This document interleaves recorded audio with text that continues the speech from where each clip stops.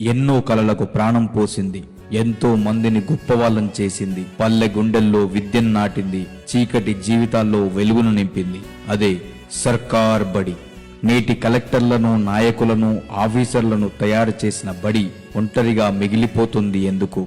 వందల మంది పిల్లలతో కలకలలాడిన సర్కారు బడి ఇంత దీనస్థితిలో మూగబోయింది ఎందుకు?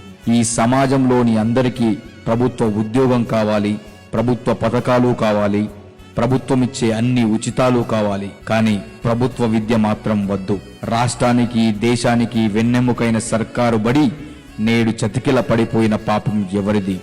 ఈ సమాజంలో గొప్ప కోసమో మెప్పు కోసమో ప్రైవేట్ బడి మోజులో పడి నలిగిపోతున్న తల్లిదండ్రులు సర్కారు బడి గొప్పతనాన్ని మర్చిపోయారు. వేలు పోసి ఫీజులు కడుతూ సోషల్ స్టేటస్ గా ఫీల్ అవుతున్నారు. అడ్డగోలుగా వసూలు చేస్తున్న ఫీజుల దాహానికి బలవుతున్నారు.